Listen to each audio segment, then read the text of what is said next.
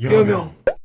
네, 저는 여명반 학생회장 아시아언어 문명학부 18학번 유소연이고요. 저는 영명반 아시아언어 문명학부 20학번 이지연입니다.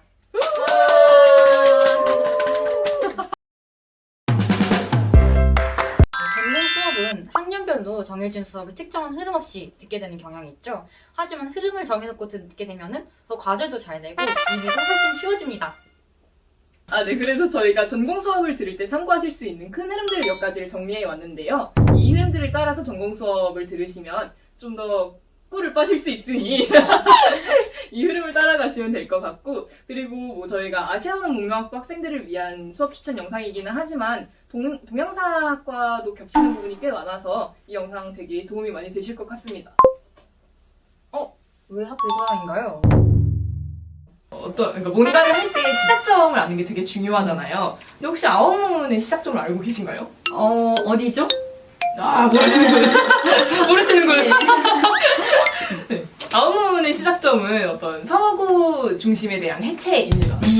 그래서 이전까지 서구 중심적인 시각에서 일방적으로 바라왔던 아시아를 좀 더 다양한 시각 혹은 서구 중심에서 벗어난 시각에서 바라보면서 아시아를 좀 더 잘 이해를 하고자 하는 게 이 아웃문의 목적인데요. 그렇기 때문에 서구, 특히 아시아와 본격적으로 연결되기 시작한 근대 이후의 서구를 아는 것이 아웃문의 어떤 내용들을 이해하는 데 되게 중요한 키워드라고 할 수 있겠습니다. 맞아요. 실제로 졸업논문 수업할 때도 해겔을 다시 읽으라고 신청하시더라고요. 맞습니다. 그렇게 어떤 근대 서양의 문사처를 알고 있으면 나중에 아시아를 이해하는 데도 훨씬 더 크게 도움이 되죠. 근데 사실 아시아가 아니더라도 근대 서양이나 영향을 안 받은 지역이 없죠. 그렇죠. 맞아요. 한국만 하더라도 미국도 그렇고 어떤 다른 서양 국가들의 영향을 되게 많이 받았잖아요. 인문대생이라면 근대 서양에 대한 수업 하나 정도는 꼭 들어주시는 게 되게 큰 도움이 될 겁니다. 그러면 그런 수업이 뭐가 있나요?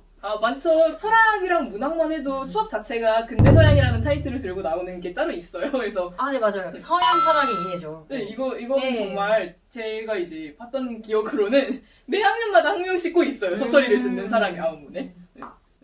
뭐 그런 수업도 있고, 이제 제가 들었던 것 중에 추천하는 거는 서양 근대 문학의 이해라고, 정말 말 그대로 서양 근대 문학들을 다 읽어볼 수 있는 한 대여섯 개 정도? 네. 그렇게 하는데 여기 또 함정이 있어요. 왜냐면 이게 그러니까 영문과에서 이걸 교수님을 계속 돌려가지고 한 번 서근이를 맡은 교수님이 다음에 또 맡으려면 6, 7년이 걸린다고 하더라고요. 네, 그래서 뭐 아마 제가 들었던 교수님이랑 같은 교수님한테 그 수업을 듣지는 못하겠지만 그 수업 자체가 되게 어떤 서양 근대를 이해하는 데 있어서 좀 쉽게 접근을 할 수 있는 수업이기 때문에 한번 들어보시기를 꼭 추천합니다. 그리고 굳이 수업 이름에 뭐 서양 어쩌고가 들어가지 않더라도 유토피아 역사 아니면 뭐 역사와 영화 이런 것처럼 서양의 어떤 배경이나 뭐 철학에 대해서 알 수 있는 수업이면은 뭐든지 도움이 될 것 같습니다. 아시아는 종교학의 천국이다. 맞는 말이죠. 네, 사실 아웃문 전공 중에서 세계 전공이 다루는 지역들이 되게 어떤 종교 기반 사회라고 할 수 있을 만큼 종교가 너무나도 지대한 영향을 끼치는 사회거든요. 뭐 서아시아의 경우에는 이슬람이고 인도의 경우에는 힌두교, 그리고 동남아는 이제 그 두 종교에다가 기독교까지 해가지고 정말 종교의 천국이라고 할 만한 지역이죠. 그래서 종교에 대한 이해는 사실상 아웃문 학부생에게는 어떻게 보면 베이스라고 할 수 있죠. 네, 뭐 그냥 우스갯소리로 이제 서아시아도 그렇고 동남아도 그렇고 하루에 5번씩 무슬림의 의무를 다하기 위해 기도를 올리는 지역인데, 그런 지역을 공부를 하면서 어떤 종교를 제외를 하고 공부를 한다? 이건 말이 안 된다고 생각을 하고요. 네. 그리고 또 종교를 공부할 때 뭔가 도움이 될 만한 골자라고 하면은 어떤 종교라는 개념 자체에 대해서 좀 더 먼저 정립을 해놓고, 그러고 나서 어떤 세부적인 종교들의 모습이 어떤지 이런 쪽으로 넘어가는 게 더 이해를 하는데 도움이 많이 될 것 같아요. 그러면은 구체적으로 어떤 수업을 들으면 좋을까요? 저 같은 경우는 종교와 예술이라는 수업을 들었는데, 이제 그 수업이 나중에 제가 이슬람 예술의 이해라는 수업을 들었거든요. 근데 그 부분이랑, 그러니까 그 수업 내용이랑 겹치는 부분도 되게 많아서 좀 나중에 꿀빨았던 기억이 있죠. 사실 저도 마찬가지예요. 저도 인간과 종교라는 수업이랑 동서양의 종교적 지혜 이 두 수업을 동시에 들었었는데 되게 이해하기가 더 쉽더라고요. 아무래도 겹치는 부분이 있으니까. 또 한 가지 장점이라고 하면 이제 저희끼리는 돌려막기라고 얘기를 하는 게 있어요. 근데 돌려막기라는 게 이제 과제를 할 때 뭐 똑같은 내용을 말만 바꿔서 낸다 이런 건 아니고요. 뭐 똑같은 내용 내용은 아니더라도 그러니까 비슷한 계열의 수업들을 2번씩 들으면 이해가 더 잘 되기도 하고 또 어떤 특정한 주제라고 하더라도 그걸 좀 더 심화된 형태로 이해를 할 수가 있잖아요. 그래서 그런 점에서 오는 일종의 과제에 대한 좀 부담감이 낮아진다 이런 게 있죠. 네. 그리고 실제로 저도 많이 써먹었었고요. 그래서 결론은 종교학과 수업을 먼저 들으면서 종교 보편에 대한 이해를 먼저 하는 것을 추천한다. 이슬람! 이슬람 중요하죠. 네, 이거는 종교 내용과도 연결이 되는데 사실상 이제 아오모에서 다루는 지역 중에서 이슬람과 연결이 안 된 지역이 없죠. 맞습니다. 사실 일본을 제외한 나머지 세계 전공 모두가 다 이슬람의 영향을 받았다고 볼 수 있는데요. 확실히 전공 수업에 대해 이해하기도 편하겠어요. 이슬람을 알면은. 물론이죠. 실제로 전공 이해도에 이슬람이 좀 큰 영향을 미치기도 하고요. 그래서 저는 사실 이슬람을 아예 한 학기의 테마로 잡고 수강 신청을 하시는 것도 추천을 드립니다. 그러면은 이슬람과 관련해서는 어떤 수업들이 있을까요?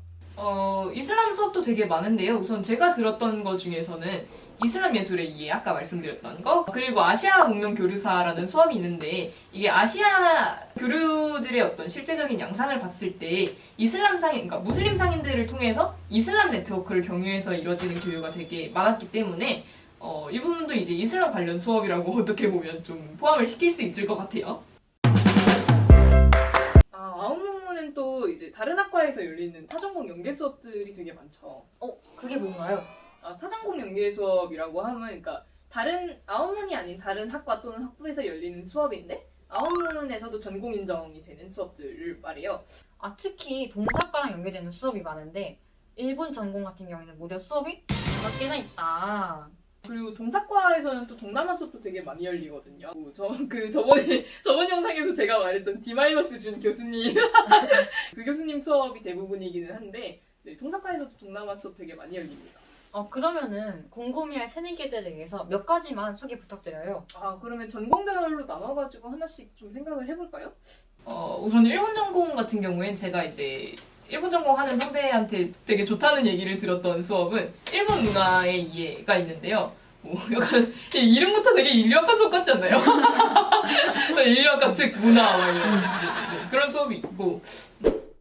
그 동남아시아 역사와 해상무역 들어보셨나요? 되게 수강 편람에 많이 뜨더라고요. 맞아요. 그 수업 되게 재미있어 보여가지고 저도 들을까 했는데 결국 전공학점을 다 채우는 바람에. 네, 근데 수업 이름이랑 대략적인 수강 편람 내용으로 봤을 때는 아시아 운명 교류사랑 좀 겹치는 부분이 꽤 있을 것 같더라고요. 그래서 그렇게 2개 수업 같이 들어도 좀 꿀조합이 되지 않을까. 네. 사실 이거는 전공 인정은 안 되는 과목인데요. 교양 중에 이제 제 동기가 동서 문명과 실크로드라는 교양도 들었는데 되게 괜찮다고 하더라고요.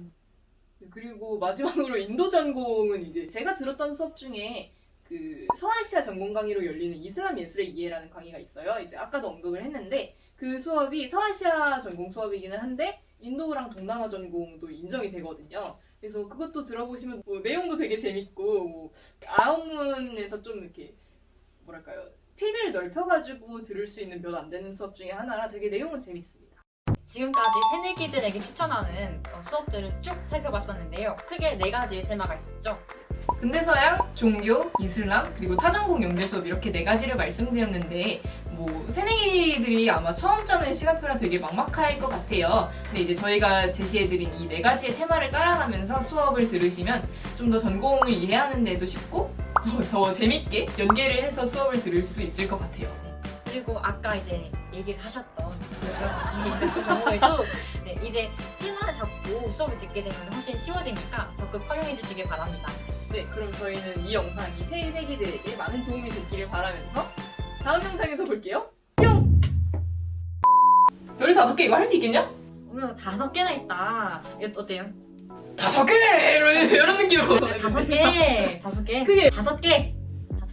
5개! 그럼 5개는 내가 이대로 가고 5개나 있다. 그나마도 동사과 전공 이승호 빠시락 때면서 들어와서 끊어서 갈게요.